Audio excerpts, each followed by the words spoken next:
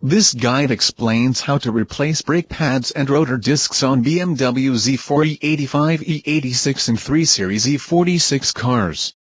Ensure your car is securely propped on an even and solid surface, but not just with a jack.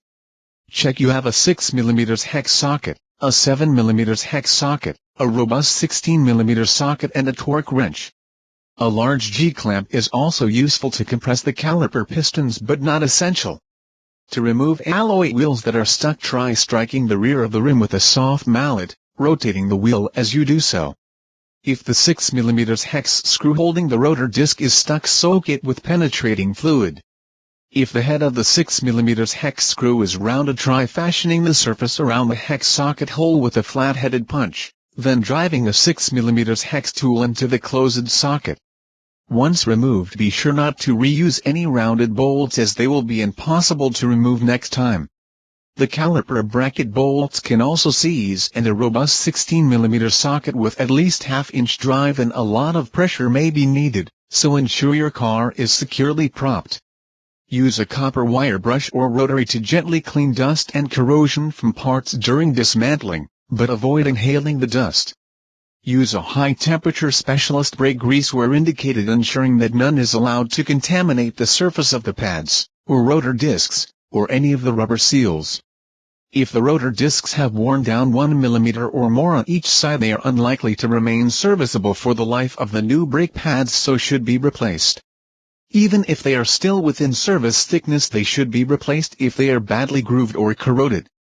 It is essential that the caliper guide bolts are in good condition, as the caliper must be able to slide freely on them. Replace them if they are corroded or grooved.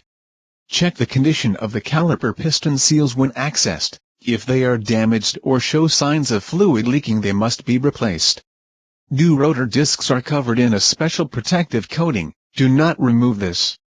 You will need to remove some brake fluid from the reservoir if it is fully topped up. A small syringe is useful, but be sure not to reuse any fluid that is removed. It is important to ensure that the hub is clean and free from corrosion to allow the new rotor disc to fit flush onto the hub, and the 6mm screw to be properly tightened.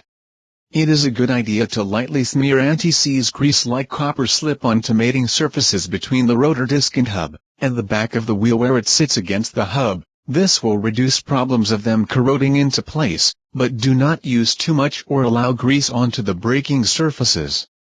Before driving, double-check the security of all bolts and fittings, pump the brake pedal several times and check the brake fluid reservoir is topped up. When new pads and rotor discs have been fitted, you should bed them in by braking from 60 miles per hour to 10 miles per hour 3 times in quick succession without stopping, then let the brakes cool on the move before you stop. This guide was produced with help from netdragon.co.uk, the free web design and hosting guide for beginners and small businesses.